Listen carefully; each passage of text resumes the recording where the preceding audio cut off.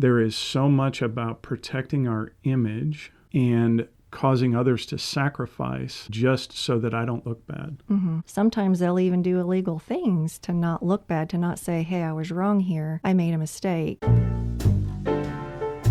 Welcome to Coffee with the Couple Cure, where we share practical tips for your relationship before you finish your first cup. Here's Jay and Lori Pyatt. Hi, everybody. Welcome to another episode with Jay and Lori on the Couple Cure. Yes, and this one has to do with something I cried about last night. I don't know if you cried about it or not. I know you prayed about it, but we saw another installment of a show that's all about injustice, and it really just brought home the fact that sometimes there's just going to be injustice in the world. Right. Things aren't going to be fair. You're going to do everything right, and it's not going to work. You're going to appeal to the courts. You're going to appeal to the government. You're going to appeal to somebody's people in power. And it's not going to work out. And it sucks. Mm-hmm. It sucks to be on the receiving end of that. I've in my personal past, I've had 3 different career changing moves because of things that were really well out of my control. Mm-hmm.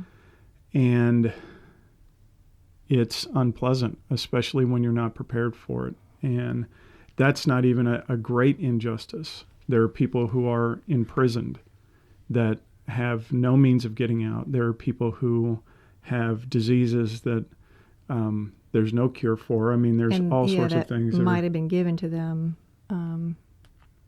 when they thought everything was fine, in a relationship where they thought it was monogamous, mm-hmm. only to find out it wasn't. And the way you find out is, wow, I have this disease. So yes, definitely there is injustice in the world. And while watching that show, I was just like, God, why are you not coming through? Why are you not coming through? And the sense I got was, it's not that he's not coming through, it's that people are unjust. Right. God does allow things, but that's because he allows us free will. And justice is on the way. But there were very clear facts that I saw in that show that I wanted to bring out on this. So the first one was, there is injustice in the world. The second one is that people do manipulate others and control outcomes through intimidation. Right. And I'm guilty of doing that in our relationship. I am much bigger than Lori. When conversations weren't going well, I would get loud. I would get, in her way. I would get intimidating. And while it didn't help the relationship, it made the conversation stop. And Mm-hmm. I stopped feeling bad about me. Mm-hmm. And I think that's kind of an underlying thing about this. And you're going to bring this up in a bit, but there is so much about protecting our image and causing others to sacrifice just so that I don't look bad. Mm-hmm. Yeah, and that is the third point. People do fight. They will fight tooth and nail. Sometimes they'll even do illegal things to not look bad, to not say, hey, I was wrong here. I made a mistake. Or I just outright went way beyond the bounds of what's acceptable behavior. Right. They will go to the mats to not look bad. Yeah. Another truth I found was there are systems of oppression. There is the good old boy network. Even women see this, in the clickiness with the PTA or that sort of thing, that, there is this societal need, or that maybe not even societal, there's this need screaming to us from our DNA saying, stay within the clique, because out there on your own, you'll die. You Right. need the community. And some of those communities are built on power systems, on systems of oppression, on judgment and disapproval. And that keeps people in line. And so instead of it just being one person at the helm who's way off base, you have a bunch of people following suit, and, pretty soon everybody's trying to cover their butts. Right. So there definitely are systems of oppression, and that can lead to trauma all by themselves. Right. The last truth I found was there are professionals in power who are stuck in old ways, who don't want to know about new technologies or new findings or new research. And so they might just, I don't even want to hear it. Right. I don't want to hear your side. You're off base. You're doing something wrong. This system of oppression is right. Or it could be that those things in power are part of the system itself. Yeah. So I went away from that, or not really went away from, but toward the end, I was just like, God, why? Why do you allow this to continue? But then I started seeing some hope.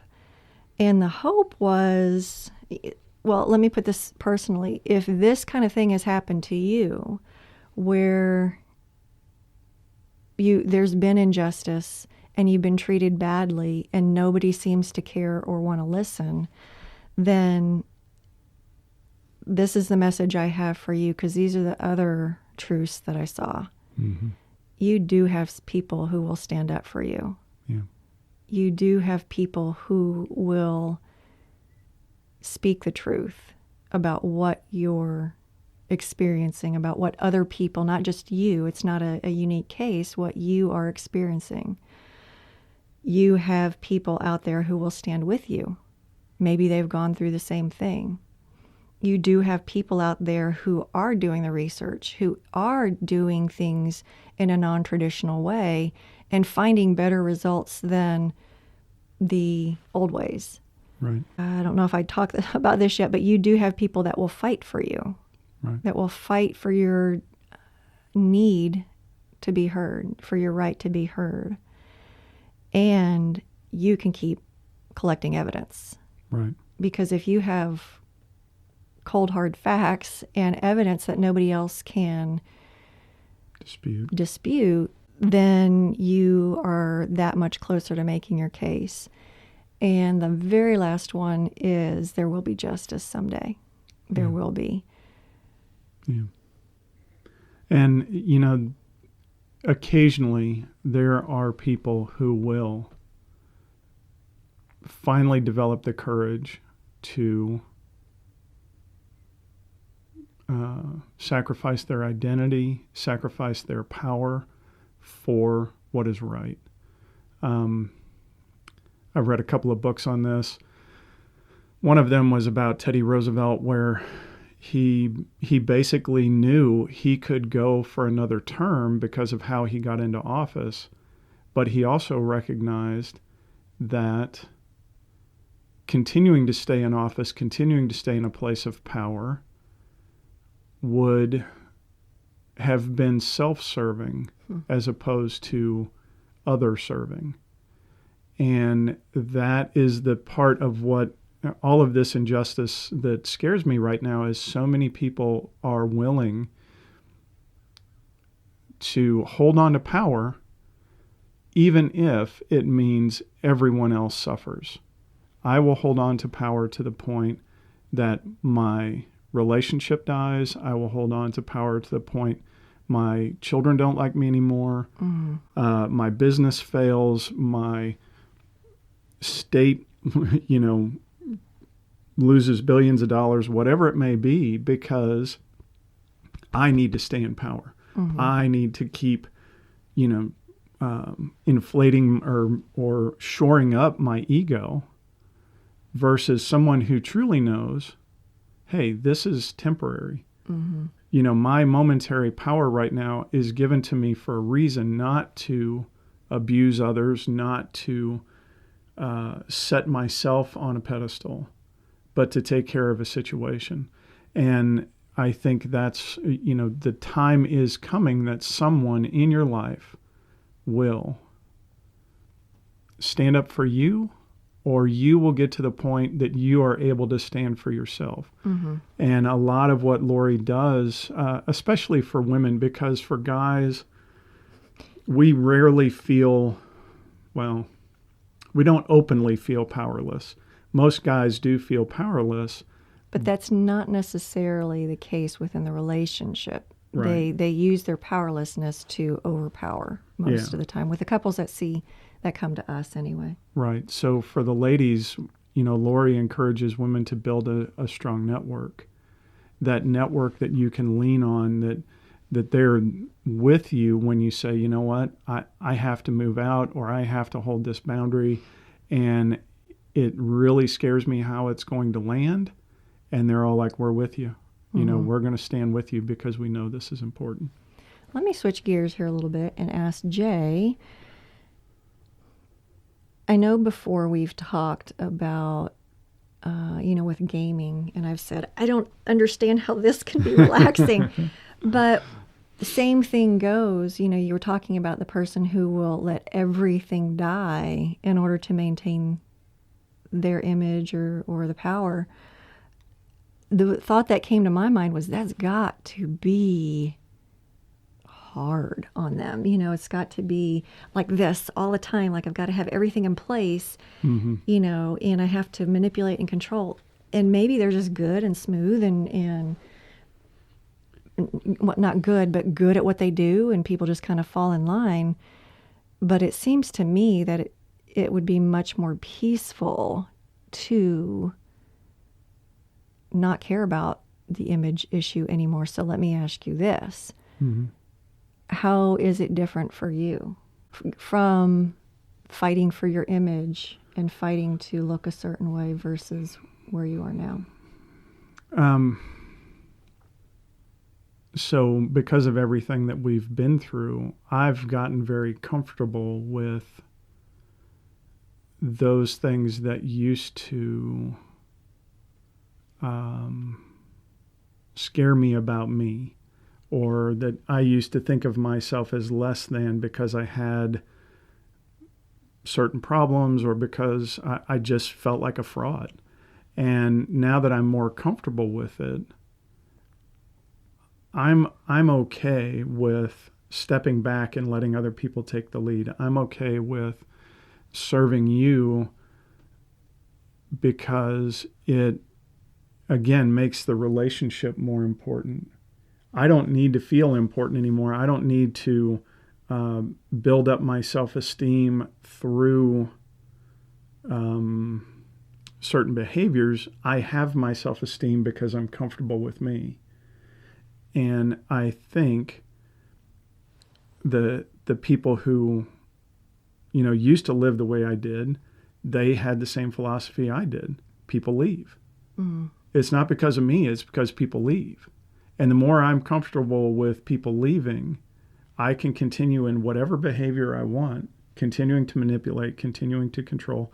Oh, that one finally figured it out and they left. Well, they're a terrible person, or, I knew it was gonna happen anyway. I knew it was going to happen anyway. So now I'm going to move on to the next person. And, this is the whole narcissism thing is a huge terminology right now. Mm-hmm. But I think it's kind of based in, I only want to look at the good parts of me. And as long as everyone else only sees the good parts of me, I'm fine. As soon as people start seeing the not so nice parts of me, I need to keep them away from it. I need them to back off because, again, it's impacting my image. So the more you can get comfortable with your image being a flawed human who's working on his issues and knowing what those issues truly are, the easier it is to show up for those people who are feeling a lot of injustice, who are feeling the oppression. Mm-hmm.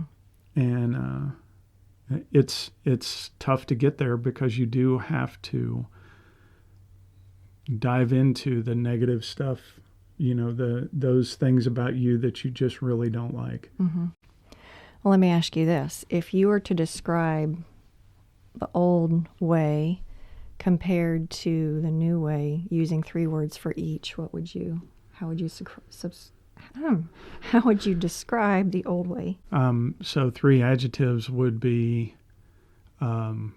selfish, scared, and in denial. Okay. You know. Was it tense at all? Yeah, I was scared all the time. People will find out I'm a fraud. People will leave. People will call me out on my stuff. Okay. What about the new way? What is that? How would you describe that? The new way feels peaceful. It feels strong. I like that one. I like that one. Go ahead. And it feels fulfilling. You know, I'm not constantly battling to protect my image. It's so interesting you should say that, because when you said strong, what immediately came to mind was how often you would have dreams that you were, Unable to affect my environment. You came out of you woke up saying, oh, I had a dream. I felt so ineffectual. Yeah. So now that you feel strong, and I can't remember what the last word was, but it was along with that you're able to affect change now. I think that even comes through in his dreams now. So. Right. Yeah, and I think a lot of it, again, goes back to my favorite word is ownership. You know, can you own, sometimes I am selfish. Can you own, sometimes I am fearful, without it being a bad thing. And I think for a lot of people, especially a lot of the guys I work with, they have gotten so in their head, if I tell somebody I'm afraid, they're just going to use it against me. And I think that's, again, where we see injustice is if someone were to come forward and say, you know what, I made a mistake, the whole world would just tear them apart. And in some cases, that does happen. Sometimes it needs to happen. Sometimes the mistake is so bad that person needs to no longer be in any position of authority. Right. And I think also other people would go, look, we can forgive mistakes. Right. It's the constant oppression we can't forgive because it's continual. Right. Yeah. I do want to wrap up by saying not that this is going to be everyone's experience. Not all people will do the things that we started off with. Right. That isn't always the case. But we don't see those people. Those people don't come to us. So right. Our audience typically is people for whom this has happened. So I don't mean to be a downer, but there are realities that need to be spoken about. All right. All right, guys. Well, thanks for joining us, and we'll see you on the next one. Bye. Bye.